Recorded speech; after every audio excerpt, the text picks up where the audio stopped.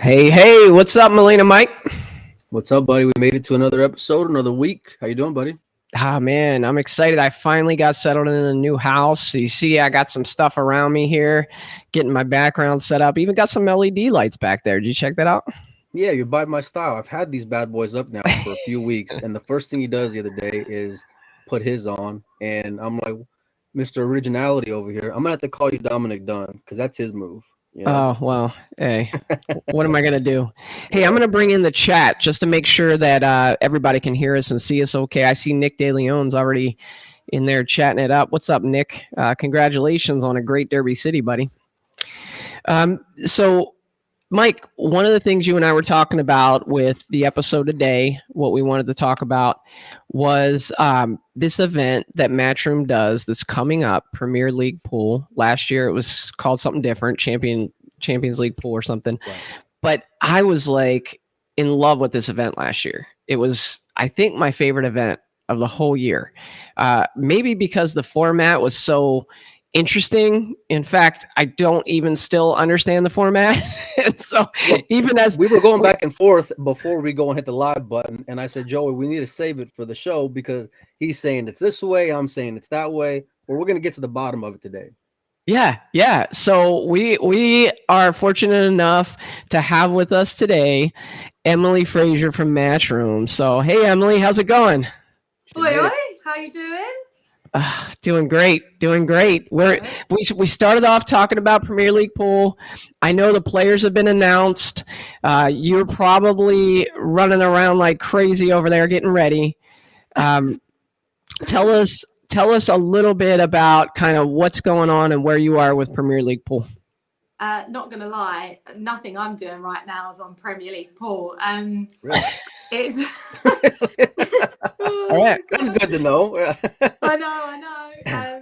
No, obviously the way we operate is these events, like this core structure of them, are built up months in advance, sort of thing, and it's more final touches leading up to. So the conversations we're actually having now are more World Pool Championship, the UK Open, the Moscone tickets and things like that. So Premier League is kind of, everything's kind of done for it. Like you said, the players are in, and it's now a case of executing it. But we all get really excited about the event. So we're all sort of in the middle of talking about the World Pool Championship, and we're like, oh, hang on a second, Premier League's round the corner. We've all got to, start checking into the hotel this weekend. Everyone's got a day off on Friday to just ease their way into like 10 straight days in one venue, sort of thing, like working relentless hours. So it's quite busy here. I remember when there was a season of when it was special events, and when I first came in, our season was kind of September through to January, and that was when the only time we had events. And not gonna lie, there were times when you're in like May, you were kind of bored a little bit. There wasn't enough events to keep it going. Right. Probably why we've got so many events now. Like It's not the case anymore. Well, exactly. I've always wanted more events, always wanted us to travel to different events and grow the team. So now we're just like, it's all year round kind of thing, which I'd never, ever regret that or take a decision to take a step back from that. It's only moving forward. So yeah, we're excited about Premier League Pool. I probably need to refresh myself a little bit on it and get my head out of the other events. Well, before we jump in, because you did bring up some other events, so I want to ask a couple of questions in regarding other events. So these are part of the curveballs that we didn't prep you for. So Joey's got no idea about it, and we for sure know you don't. So there's been a lot of news lately. Some players from the Philippines getting banned from the U.S. because of visa issues, how they were traveling over here. Has there been any like educating from Matchroom to the players, or as far as what they need to do, how they need to go and travel properly? Has that been discussed at all, or is it something that's on the agenda coming up to make sure that, you know, these talented players are going to be protected and be available, more importantly, to play in these top events? Well, to be totally honest with you, there's so little that I personally even know about it.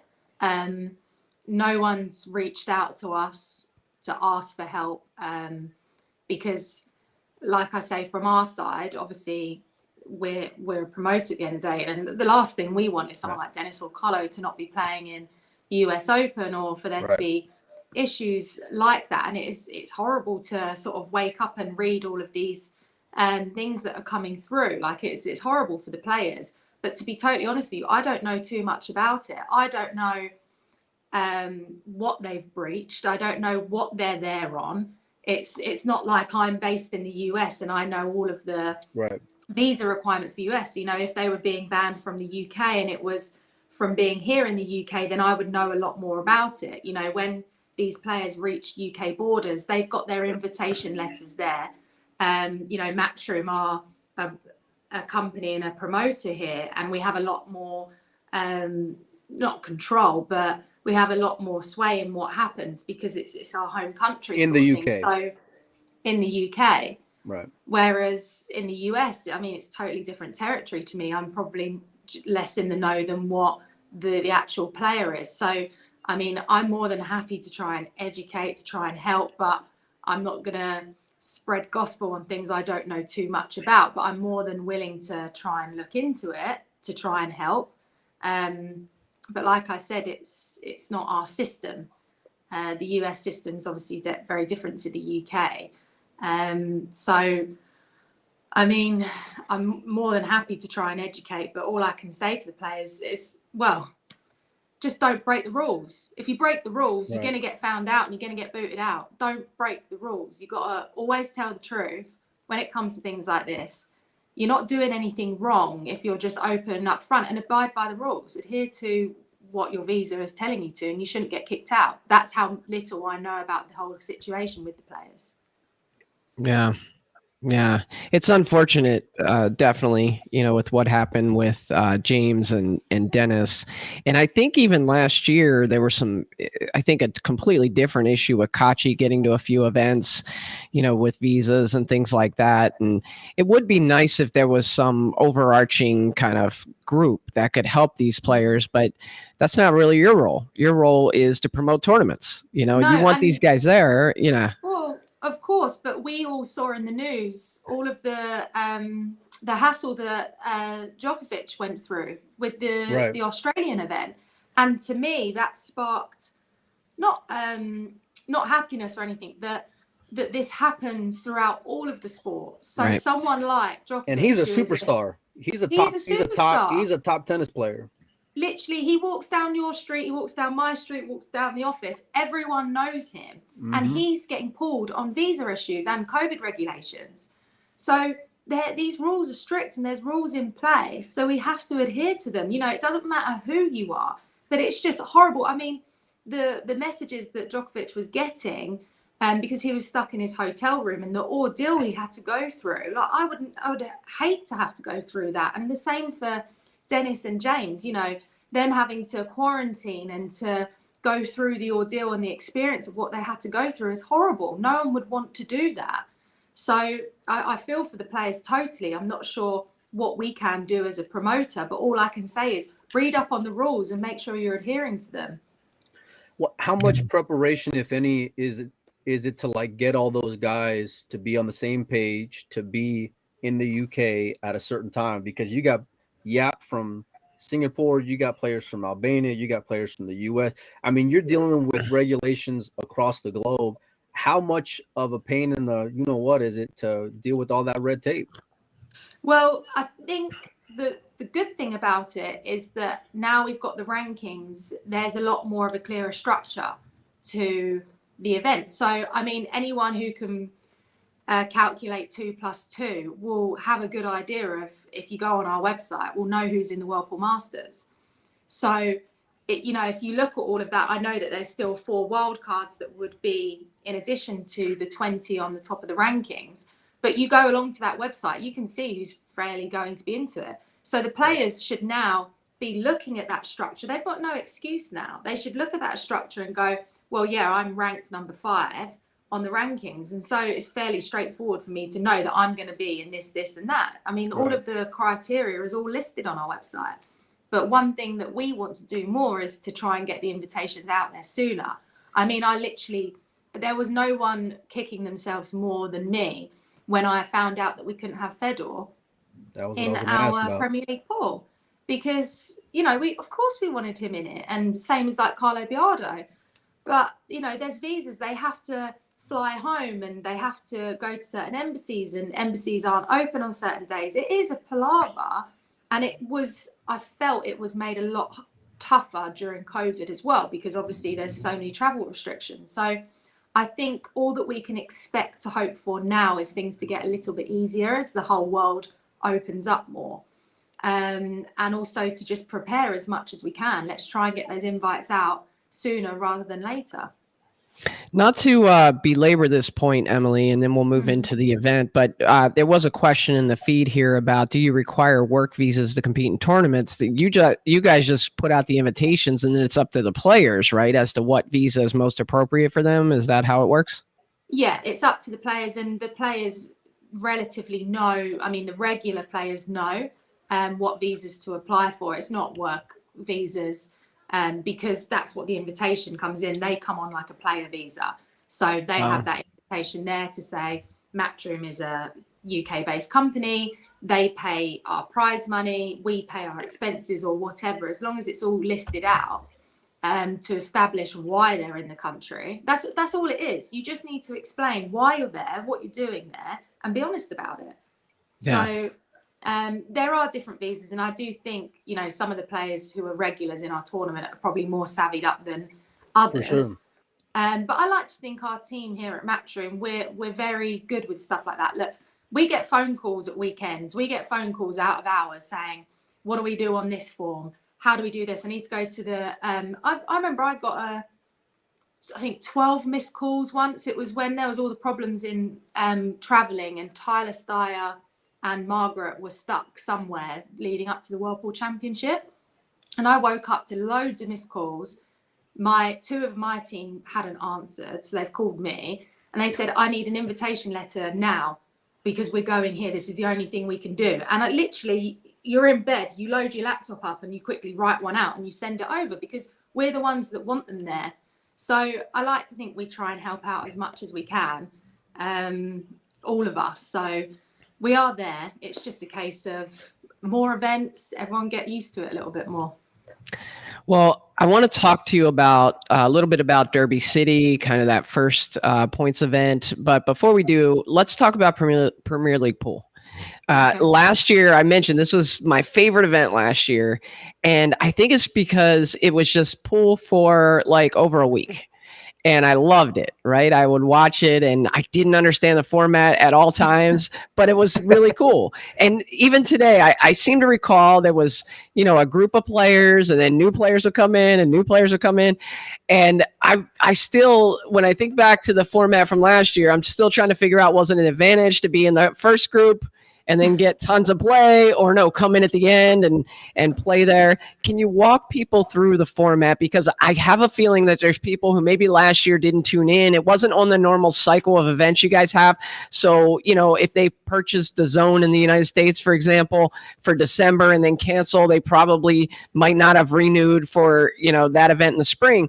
So this is an opportunity now for people to catch the full slate of Matchroom events, get the zone for the whole year, for example. So take us through the format for that event as clearly as you can, please. Oh, fucking hell. That's a trick, isn't it? First of all, the Championship League pool that we did in 2021, that was taken off of our Championship League snooker event, which has been very successful for us lots of years back before I even came into play. So that was a very functionable, straightforward format that it took me like 5 years to understand. So we thought, let's adopt it to pool. It was great in the respect that it churned out a shed load of matches for those hardcore viewers who literally was sat at work and had their iPad out and was watching match after match after match. But also, you know, other viewers who could tune in every so often and watch Albin Elshin have an absolute breakdown, and then they're sitting there rooting for him to win the tournament because he was just a roller coaster ride. But what we realised, and the reason why we've changed the name of the event, was we had this format of 19 players, and there was an advantage. If you came in Group 1, you could end up, you know, keeping within the groups and picking up a load of prize money and making it to the last group. But this format works for UK-based players, so it's great for the snooker. But we noticed it doesn't really work for pool because our whole pool of players are international-based. So we felt it was unfair that players were having to fly, you know, 5+ hours for a one-day tournament and potentially get knocked out last place and zero prize money and all expenses paid as well. So we changed the format to Premier League to keep the players there for longer, increase the prize money. We were putting in, I think it was $84,000.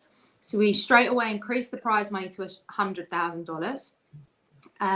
We reduced the field size to 16 players because we had to keep within the 8-day format. And we found a way where all 16 players can compete in 5 days. So everyone plays one another across 5 days. So this Premier League format works in darts, it's worked in snooker beforehand, and it works in poker, which we've done in poker before. And effectively, there's a league table similar to last year, and how you finish in your match, you create points. So you tally up all of your points. Obviously, the aim is to win all of your matches to accumulate the most points. When you reach the end of 5 days, a certain amount of players are eliminated from the tournament, and then that's when you reach the next set, which is like the playoffs. And then you have more players playing against one another as there's a lesser field of them. And then you get to the semi-finals, and then you get to the final. I'm pretty sure we increased the race too for the final. I don't know off the top of my head. It's going to be a long day. We love the honesty. All throughout until the final, it's race to 5 matches. So that point, so if you've got, say, one of the players, say Omar Al-Shaheen's coming along, he's now playing for 5 days guaranteed, the same number of matches as everyone else, but he's guaranteed $2,500 just for showing up. Yes, he has to pay his expenses coming in, but he's now guaranteed 5 days of playing. So that's 5 days of exposure for his sponsors. That's 5 days of play. That's a lot of matches, and it's great leading into the next tournament because it's a good warm-up as well because you're just churning out matches. And you're guaranteed a lot higher prize fund. So the total number of matches, I think we've gone from 192 matches to like 184. But this all-round format, I think, works so much better for the international players. And that's why we changed it. And we changed the idea to Premier League because it just sits in better with the rebrand of it. And also I've got some future plans for Premier League, Paul, that we can develop into. This format helps that. And if you want to know what that is, I'm not going to tell you. If you do your homework and you look at Premier League darts in the UK, where literally they will sell out, they've sold all their tickets for Premier League darts. And that's from now up until May. They've sold venues out. And I mean, they will sell the O2 out at like 12,000 capacity. That's the Premier League darts. So there was a lot more to changing the format than, you know, oh, we're just a bit bored of Championship League. It's just, you know. So Emily, I like the format changes. I was almost cracking up behind the scenes when you said, yeah, we took last year's format, Champions League, and took it from darts. And after about 5 years, I understood it. And I was like, it probably would have taken me 5 years too. But yeah, but this I'm format, a casual sports fan. I'm a very casual sports fan. Yeah. The format you just presented, though, I think is better for the player, at least from, you know, the feedback that, Yeah, and from last year, I think there were some players that kind of showed up and were out right away. This way it extends that amount of time that the players are going to be able to compete. Everybody likes that. Nobody likes to kind of have a one and done scenario. And it's good for the sponsors. It's good for the game. I'm excited about it. It's a great field of 16 that you've put together for this. The field. I literally love the field. I know we're a bit disappointed with some of the players that haven't been able to be in it. But it's still bloody great field. It is. Like, it's still really good matchups. And look, I'll be totally honest with you. Championship League pool 2021, that field was a little bit rusty because it was so COVID-y at that point. Yeah. There were so many restrictions. We were really, I think I said it to you guys before or publicly. I think we sent over 45 invites out for a 19-player event. Wow. That's how many people declined. But this one is literally, only a few. I had plans that week last year. Sorry, Emily. I'll put myself in the tournament before I put you in, Joe. That's funny. Burn. That's I like hurtful. That's hurtful. So let's talk about some of the players that are in it. I mean, you have, Albin, obviously, who won the event last year. You have Francisco. That was a roller coaster. Albin was a big, like you said, it was. Down. That's the beauty. Was on tilt by day 2. I honestly think that's one of the reasons I really love the event, right? Because what is something that's really going to take pool to the next level? It's capturing the emotion of the game. And Albin was like a textbook for that last year where, he was his normal calm self for a while. And then he just like went on super tilt and then he got it back together, composed himself and wins the whole event. I mean, it's... Do you know what's going to be a great idea? Is I'm going to voice note this just that as soon as we finish this, I'm going to voice note Jake and say compiling basically the tilt of Albin Alsham, his journey from Championship League, just to capture the up and down. I mean, it was fantastic. Like, we need him to do that again, but you might see that from another player. I just think I said it briefly to someone else the other day. Sorry, my brain's all over the gaff at the moment. But I said that I just can't wait to see the journey of these players this year. And that's the aim. Like, that's what we want to focus on doing.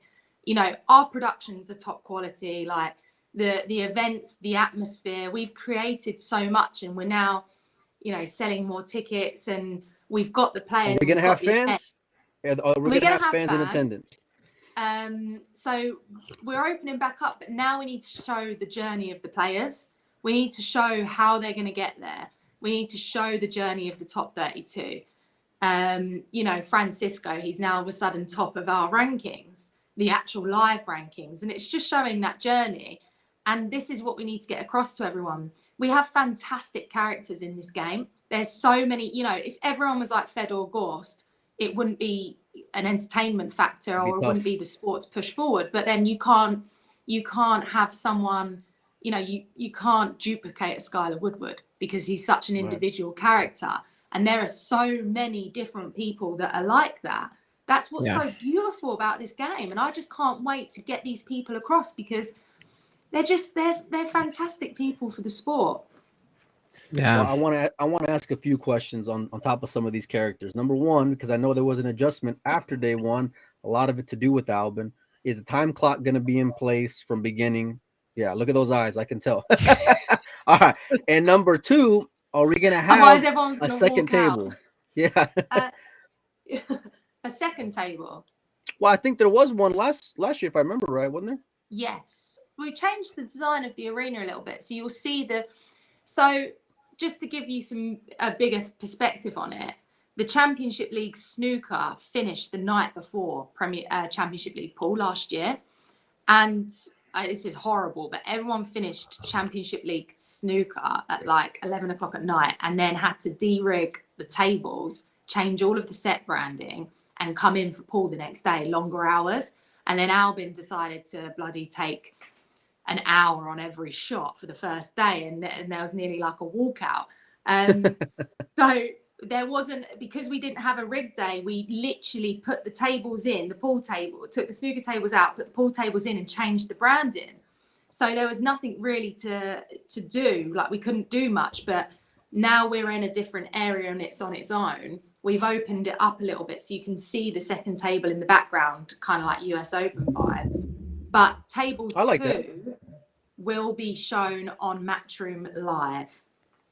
So I heard it here first.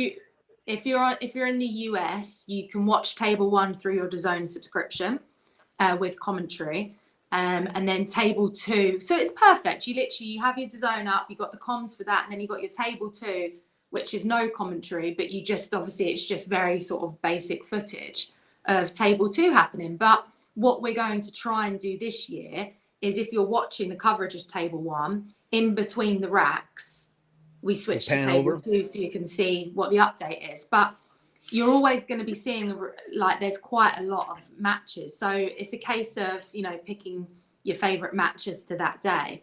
And we're trying to, you know, see, you know, if you're having to buy your subscription to DAZN, we want to try and make it easier for people to sign up to Matchroom Live, for instance. And it's different for here in the UK because we have broadcasters on site. So Free Sports is the broadcaster in the UK here.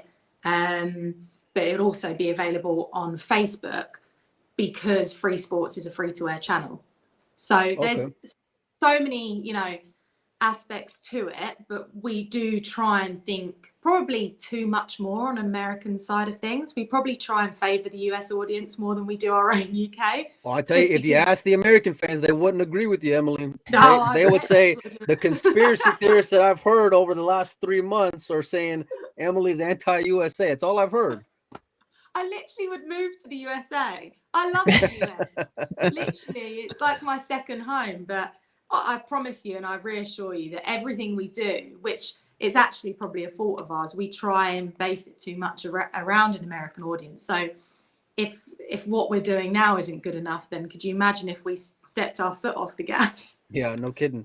Oh, you talked about the players, and I'm curious, what has been their feedback? Obviously, the ones who are in the, you know, top 32, they're going to be fine for the most part, especially if they're in the first, what was it, 12 that we're in. But what's been the feedback overall from players as far as the rankings? Some are going to be bitter, some are going to feel they're right. But what's been the overall, you know, vibe of them all? Well, to be honest, any of the bitter players that haven't said anything to me, but I don't think they will anyways. Yeah, they're too frightened of you. That's what it is. Yeah. So if you're bitter, maybe grow the balls and say it to me. No, look, I think anyone who can really take a step back and look at the bigger picture can just see that this is only going to be a benefit. I mean, the fact that I've said it, the Kremlin Cup already increasing their tables due to more entries coming in, just and purely off of the rankings. Yeah, of course.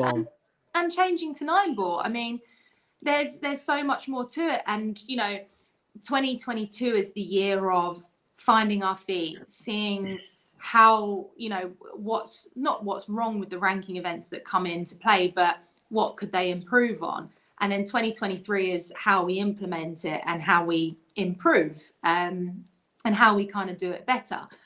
But I think the general feedback has been, look, we've actually maybe got a hope for Paul now, which is really positive. And I think the positioning of players within that top, I don't think anyone can really argue who's in the top 40 based on all of the different valuation of pre-COVID, during COVID, because we tried to base it on the past couple of years instead of just 2020 or 2021, because it wouldn't have made sense and it wouldn't have been fair. So I don't think people can really argue with who's in the top 40. I think there's small things of this person should be bumped up here. But I mean, past that, around 30 different people, and you're going to get 30 different options of how to do it. And depending on where you ask people, what part of the world they're in. Yeah, of course. And it's just, you know, it's very difficult. But I just think we've noticed what we needed to do in order to take the sport forward, and we've just taken the bull by the horns and just done it, and we're going to roll with it. And all we can do is react to how things play out. Like I said, we're not going to get everything right. I appreciate that. This is the first time we're launching a full pool tour, but we're going to lean on the people who have experienced it. We're going to lean on people within the industry, and we're going to put a full, you know, we're going to go full throttle on it to try and make it right for the players. I mean, we're all of a sudden looking at $1.7 million of prize money just from the Matchroom events in 2022. So if any players complaining, and now there's a structure to the event. So if you're complaining you're not in the Whirlpool Masters, you know how to get into the Whirlpool Masters. So go to the events and qualify. It's as simple as that. It's ranking points is based off of prize money won. It doesn't get more simple than that. Because all we've heard for years is the favoritism and it's the ass show me a system. How can I qualify? I got to tell you. So a good friend of mine lives out here in Arizona. A good friend of Mike's, Nick De Leon. Right. He has an opportunity in his life now to fully commit to the game. Went out to Derby City. Ends up doing really well out there and immediately apply for his passport, so that he could head over to do some of the Euro tours. And I think that's what's great for the sport right now, is that you have people that are realizing there's a path, and who in, the UK has heard of Nick De Leon? Not many people, but when he comes over there and starts playing in Euro Tour events and gets more seasoning and gets even better, it's going to be great. It's going to be great for the sport. Young people coming up are going to realize, hey, there's a path now. He's got a chance to make his dream come true. And exactly. But you got to go. And if something crazy happens, Emily, I hope this doesn't happen, but if something crazy happens and all of your events get canceled up until the Mosconi Cup, I think Nick's on there. I think he is. Oh, man. They will not get cancelled. They'd have to literally drag me out kicking. Yeah, I would hate for that. Cancelled. Yeah. There's a few players who are in that top, I think 32, who we haven't seen in a couple of years. The Cole brothers, and I know you brought this up briefly on Loose Pool, but what have you heard from the Taiwanese players, the Chinese players? If anything, are we going to see them back this year? Oh yes, I woke up to a message from all three of the Cole brothers, basically saying, "Look, we're ready to play. We're ready to travel. What's the next event we can get into?" And like I said, I'm not going to make any announcements here, but if you put 2 and 2 together, you'll know who's in for the Whirlpool Masters if everyone sort of accepts it. So I think the Whirlpool Masters, or even the Whirlpool Championship, we're going to be looking at a real. I mean, it's probably the same as Championship League Pool in 2021. The championship field wasn't as probably strong as it could be, but imagine now the field that we're going to get for the Whirlpool Championship.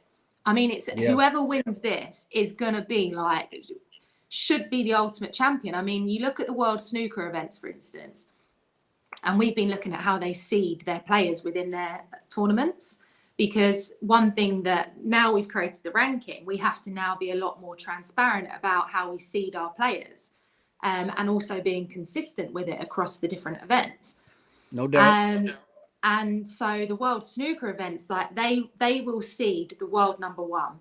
They will seed the defending champion. They will seed the world champion. And then they go from the rankings. That just shows the prestige of the world number 1 spot, the world champion spot, and what happens if you win a title.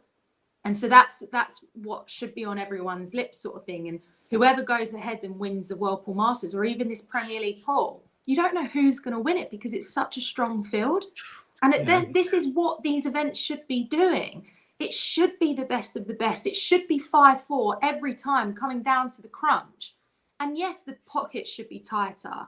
We should be, people should be tuning in and literally going, oh my God, look at that shot. Look at this. It should be interesting. It should be, yes, entertaining through getting the personalities across, but it should be the toughest fields. And that's what we're going to get across all of our events. And that's what we've got to turn the Mosconi into, the toughest European team against the toughest US team. It's a tough field. Are we going to have the toughest American team this year? And is Jeremy Jones going to be the coach? I need to know. We need answers. We need to know. Every time we have you on from here on out, we're going to keep on badgering you the question, because American fans need to know. Because, I mean, correct if I'm wrong, but the Mosconi Cup tickets are going to be on sale soon. Am I right? Yes. Yeah. We're going to get information out soon. There's a lot to think about. To just put, we just need to be so careful with the Mosconi Cup, because it's that event that's the creme de la creme. It's the top tier. It's the event that everyone wants to make. So I just hate making any brash decisions when it comes to the Mosconi. Just like thinking it through, having some time to just really go, right, are you 100% sure that you are going to get the best out of this? We can't ever be complacent, and we can't just think, oh, it's the Mosconi Cup, you know, it's going to be fantastic either way. It's got to be competitive. I don't mind who wins, but I want it to be 11-10 to whoever. I mean, it'd be quite nice if USA get a win this year. Not if you're laying 3 or 4 games on the wire going to 11. It's not that nice. then it becomes a bit tough. I'm curious, what has been the feedback since these events and rankings have come out? Are we going to see more events added this year? Are there things that you're working on to be, you know, added to the rankings calendar for this year? Yeah, and I think, and it's no disrespect to the derby at all, because I totally respect Chad for coming on board and being the first event with our ranking event, because he really took quite a risk by doing that. He was the first one up, and seeing it there and seeing the level of professionalism that is amongst some of these players is quite scary. It's just trying to understand, you know, what I don't want to do is fill up the 2022 calendar just for the sake of it with event here, there, and everywhere. I only really want to do it with promoters that we can trust, that we know are going to deliver to a high standard, and that's obviously what we're working on. But one thing that I would rather work on for 2022 and put my time to is more viewers for a Kremlin Cup broadcast, for instance. So more platforms for everyone to watch the Kremlin Cup. Now that's something that we're trying to work on. So instead of just filling the calendar up with events that we may just push out for 2023 because they weren't up to the right standard, let's fine-tune the events. Let's make sure that the events we're making the players travel to for ranking points are worthy of those. So there's just a lot of due diligence that we just want to put into place to get these events in. I mean, I think following our podcast, apparently Turning Stone now want to be a ranking event.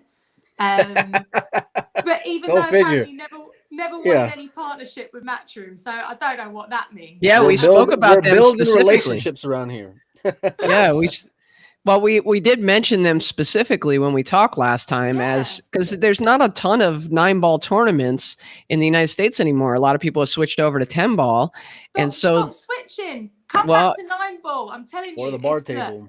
Look, it could be, look, between the three of us, and I'm being totally honest, I'm a casual sports fan, so I can't tune into a sport for, you know, I'm your average viewer time sort of thing. I can't tune in for your hardcore, but I'm the person that I'm trying to reach to, because I'm that person that will increase that viewership. You know, the sport needs the casual viewers that will tune in and go, oh, what's this? This sounds like fun to go to. I want to go with my friends. Yeah. You need to appeal to those people, whilst I understand there's the hardcore side of it. So between us three, you know, I might go, yeah, 9-ball's the best. Joey, you might say 8-ball's the best, or 1 pocket. And Mike might turn around and go, yeah, 10-ball's the one for the pros. It kind of doesn't really matter what our three opinion is. What matters is the viewership and what is entertaining. Yeah. What matters is which one is appealing to the mass audience. And we already know, you've got the history of 9-ball, and we know the viewership and the atmosphere comes from 9-ball. Because of the rules of the game, you've got to simplify it. It's the game to simplify, and it's no disrespect to any of the others. But if you cannot see the benefit of coming on board as part of these rankings, then it's just, you know, you're in a win-win situation if you come on board with the rankings. I don't understand what the lose. I genuinely, as someone sits me down and explains it seems to me, like people may just be stubborn. That's how it comes across anyway, where it's just like, I'm doing my own thing. I don't want to piggyback. Oh, we lost her. We might have lost your audio, Emily. We lost your audio, Emily. We can't hear you. We can't. Check the mic. Mic check. See if maybe you can come out and come back in, Emily. How about now, Emily? your signal looks like it changed. Hello? Can you hear? Oh, there we go. There we go. Sorry, we missed about 3 paragraphs. So rewind 3 paragraphs. I'm just kidding. No, we were. Oh, we lost you again. Hello, can you hear me? Okay, we can hear you now. We can hear you now. Don't touch anything. No, but I think we were talking about why folks wouldn't want to come on board. And I think you make a great point. And I don't like her face right now. I think she's having technical difficulties. But I think what she's saying, Mike, which was really interesting, and she'll pop back in a minute, I'm sure. But if you have one of those events out there, then during one of those events, maybe the best player that you had is the best player in your area last year. Well, now you become a Matchroom, points event. Now you might get a David Alcade or Max Lechner, or these guys coming in who you typically wouldn't get in your tournament. Let's see if Emily's back. Emily, can you hear us? Sorry. There we go. Okay. We made it. I was getting a phone call and I think it just threw everything all off the thing. So no worries. The elephant in the room though is Predator. That's the elephant in the room when it comes to getting guys on board, because to me and to a lot of pool fans, it just seems like such a natural fit to have what they're doing go alongside what you guys are doing. And I know there's sticking points on both sides, but the fans would love if we can figure out a way to make that work together, because you got players going from all over the world to, both of your guys' events, and it's like a Moscone Cup, training camp, it's a boot camp, because it's short races like you guys love to go and have. It's pressure packed, but it's 10 ball, and you guys are on team 9 ball. So hopefully there's a way in the future to go and make that happen. Well, I think that there's only really a one-sided way on it, because there's no stickling points on both sides. The moment another, and I'm not just going to single Predator out, but the moment another organizer or another promoter invests the money that we're invested into 9 ball right now, then they can dictate what the. That's fair. That's completely fair. Look, you guys go and put in the millions of dollars that we're investing into 9 ball for this year. Then you tell me, Emily, join us and join this discipline. Switch from 9 ball to whatever. If another promoter wants to do that, then you call the shots. But right now, we're the ones who are investing the millions of dollars into putting these events on.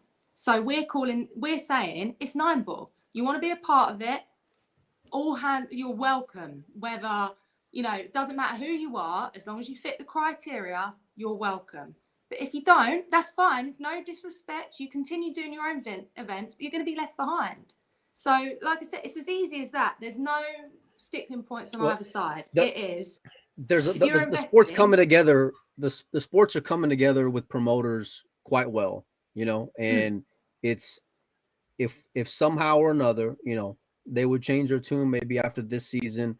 I know fans would love to go and see it. And I think that, what you guys are both doing for the sport is incredible. And you guys are really giving players a chance to go and make a living throughout the whole year, not just, September through January, like it was whenever you first came in, so I don't think there's any knock by any means. And listen, we're going to have 8 days. I couldn't believe when I had to double check it. 8 days of pool coming up next week. And I'm assuming it's going to be another 6-10 hours every day, something like that, right? It's literally 2 5-hour sessions a day, so 10 hours. That's a lot of pool. That is a lot of pool. You're not used to that, and obviously it's the top 16 that are all playing, so you're getting relentless matches coming through. So it's literally going to be relentless hours, and I think some people will be glued to the screen, some will be going in and out sort of thing. And Mike, we might be able to do like a recap every day, for the folks, like maybe there's folks that couldn't make the first day or the second day. We could come on live at that night and kind of explain what happened, because when you look at this list of 16 players, there's not going to be a bad match to be had. Show us everyone. I think you got them there, don't you? Yeah, we got them. Hold on. So I got a couple graphics here. Let me pull up this one. You talking about this one? That's the one. Yeah, look at that. How strong yeah, is that? look, what a beautiful picture. What I want to know is who chose that picture for Kazakis, because he's the only one that looks like he's trying to threaten you. Wait, where is he? Where is he? Hold on. Oh yeah, yeah. Whoa, that's intense. Yeah. That is intense. I wish you would have told me that before the show, Mike. I would have had a blow up of that. We could have blown Yeah, that no up. kidding. That's a bad picture, isn't it? He needs 'Cause- to sort himself out. We'll get a better one of him at Premier League. oh, that's funny. Yeah, that's a little bit too extra, isn't it? But All right. Yeah, where can no, we it's watch- one I know we thing- said- oh, go ahead, Joey. I was just gonna say it's one thing seeing it. Let me do this. Let me share the screen here, because it's one thing seeing it as a picture, but then it's another thing when you just scroll through the names. Wow. You know, and I'm sharing my screen here from your website, Emily. Oh, that's pretty strong. But you know, if you go down the list, I mean, every player that you see, I mean, just top players. Yeah, so 6. So they've already said that those 6 are being eliminated. No. Well, it's. Obviously- I don't think it means that. Yeah. So yeah, 6 get eliminated after 5 days, which, you know, that's you got 10 left in the field. So it's going to be, you know, if you sat here and eliminated 6 straight away, it wouldn't be really easy. It wouldn't be really tough. No. But so it will be really interesting to kind of see. I like this format. I prefer it. I think we've, you know, like I said, the Championship League worked fantastic in snooker, and it was great for last year, but we have to tweak certain things to apply for the different sports. And I think we've really thought about this one for Premier League, and it's going to suit Paul a lot better. Yeah, I'm excited for it. We're excited. Yeah. I'm excited. Joey's excited. We're going to have 8 days of pool coming up next week. Emily, let us know, where can the fans go and watch? Where can they tune in, wherever they're at? Well, if you signed up to the Zone in the US for the Moscone, you'll be treated. So obviously Premier League pool will be live on the Zone as well. Across Scandinavia, it's Viaplay. Here in the UK, it's Free Sports or our Matchroom pool channels. Table 2 is Matchroom Live everywhere. Zibo TV in China. Australia is Fox Sports. There we go. Yeah, we've got a full. You guys have thought of everything. Look at that. It's right there and convenient on the website. It's yeah. I mean, we found more interest following Championship League, and so our broadcast list has expanded quite a lot from that to Premier League, which is really exciting. So yeah, it's now you've got me all like ready. Are you going to have one of my favorites again, Carl Boyes? Is he going to be calling some of the action? Yes, yeah. Carl's Excellent. going to be there. One of my things that I'm working on this year is our punditry team.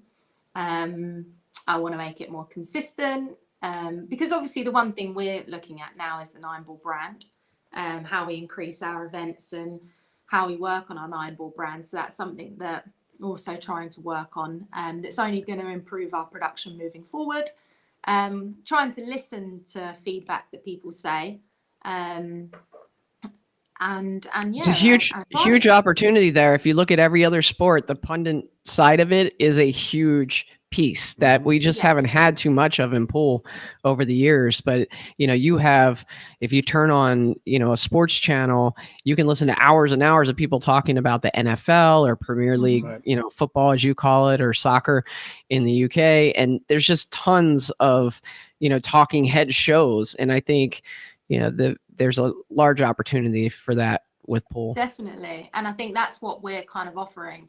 You know, we're going to have a solid team that works across our events. And if you're on that team, you know, it's the Matchroom events you do sort of thing. So I think it's just on the rankings, it's once everything gets sort of pushed together and we're all working to this same sort of hymn sheet, then all of a sudden it's right, okay, can we send our commentary team over to this ranking event?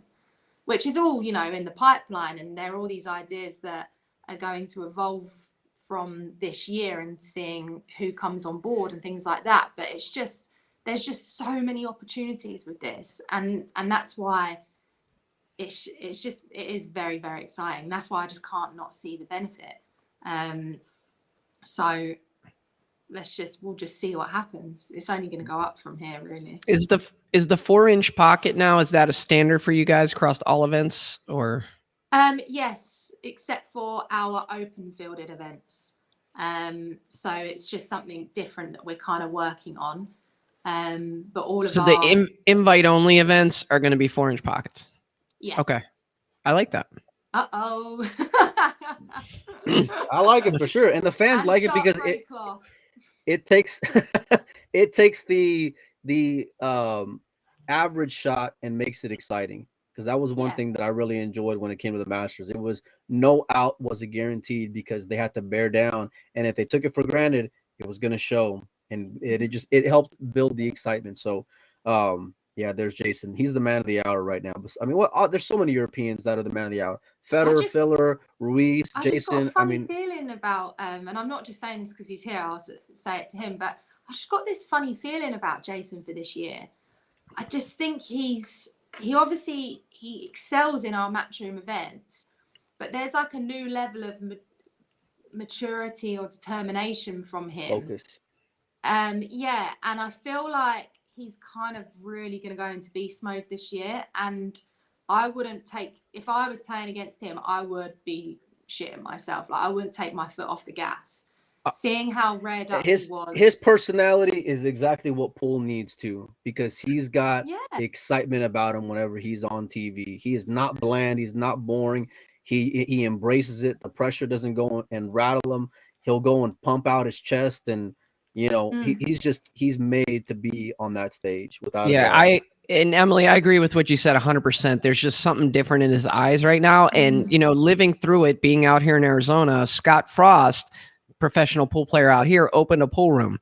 Yeah. And you just saw that the priorities are different, right? When you're getting a pool room open, you have a different focus. You're trying to get into business. Yeah. But now it seems like he's kind of gotten over that part. And now he's just rededicated and totally focused on pool. And it's fun to watch. I mean, he's breaking world records. It's crazy. Why do you think I haven't had kids yet? I can't be distracted. Haven't met the right guy. I don't know. Yeah. we appreciate you coming on. I know you're super busy, and I know you got a lot of things going on, but we always appreciate you coming through for us. Make sure, because we're going to be hitting you up, make sure to make those players available during the Premier League, because we're going to want to get them on, interview them, all the drama. We're excited. We're pumped up. We're looking forward to it, and it's all thanks to what you guys are doing. No, thank you, guys. And I love the setups that you've got now. Joey's really upped his game. Yeah. Finally. I know. Welcome, Joey. Oh, sorry, Mike. I follow your lead, Molina Mike. Attaboy. Mike, have you got your passport yet? I'm working on it, and we'll be there soon. The UK Open, we'll be over there. We'll be doing it live. Hey, I'll just never forget, Emily. I always appreciate you coming on. I'll never forget that first time when me, you, and Mike logged on. No. And it was right before we went live. And you were like, Molina, are you the one that's talking shit about us all the time? 30 seconds before we go live. That's when we had been on there for 10 minutes already. And she waits till right before Joey says, okay, in about a minute, we're going live. And then she brings that up. And then I turned about as white as Joey over there. You know? At least you're red. Get an honest answer out of here. Yeah. Mike is normally very articulate, well-spoken, and he quickly started stammering. Leading up to it, though, too, I was like, oh, man, please don't bring that up. Please don't bring it up. But what happened was, but that's what we appreciate about you, Emily. You're going to come out. You're going to speak your mind. Like when Mike brought up the thing about you guys in Predator and 10 ball and 9 ball, and you're like, look, we're putting the money up. We're doing it. Look, and there's nothing against Predator. Like, I mean, we work so closely with the Predator team, and I love what they're doing with the sport. Yes, I would love if they come on board with us, because I know it will make the rankings stronger. And I'll be totally clear and upfront about that. I'd love for them to come on board with CSI and bring their events into the 9 ball. There might be more reasons as to why they can't do it for this year. They might be evaluating it for years moving forward. And that's great. But I also respect if they've got their reasons for not coming on board. But, me sitting here, I can see the benefit by coming on board, because I can see the developments coming into play. But that's why I've said, respect to Chad and Pat Fleming, because they came on board before, potentially when it was like a bit risky. They didn't know what to expect, but now it's kind of out in the open, things are moving, it's a lot clearer as to what the benefit is, and now it's transparency. like it's a no-brainer. Transparency. So You play, you get better, you're gonna go and get rewarded, you're gonna get invited, you're gonna be on all these invitationals, you're gonna be on TV, and you're gonna make a good living. You know? And we respect the other organizers who, you know, have their own way of going about it. And you've got to think about it. The Predator also have the World 10 Ball Championship, and they've launched their way of getting onto that event and a pathway into there. So, you know, it's no disrespect as to what everyone else is doing. It's just I can see the real benefit. And like I said, I would love for them to come on board. You know, it hasn't happened for this year. Hopefully it happens moving forward. But, you know, I'm not going to pussyfoot around it and say, don't come on, because like I said, it's a no-brainer. The show must go on. The show must go on. And like I said, the day that someone else puts up the cash for it, then you can tell me to switch discipline. But at the moment, it's noble. And everyone will notice that the tour will build, the sponsorship is going to change, prize money is going to increase. There's a whole new level of professionalism, motivation, everything all through pool right now. And that's off of our rankings. So it's great that there's other things happening. I love that because it's only going to build on it further. But if we can all come together, even better. Let's go. I'm excited. Well, Emily, thank you so much for always being willing to come on. You've done this now several times. And, you know, we love doing it because we get excited for your events, and we love to hear from you prior to them to sort of, you know, help promote it and kind of get us ready for it, get us just whet our appetites for it. And so now my appetite is ready. I am ready for Premier League pool. I know Mike is as well. He's been known to gamble a time or two. He may do some sort of gambling on it. I don't know. Me? No, never. So, but we're excited for it. And thanks so much for coming on. We're going to hit you up at some point after this event, maybe leading up to the US Open or some other event. And we just appreciate you. No, thank you guys. I appreciate it a lot. We'll talk soon. Okay. See you guys.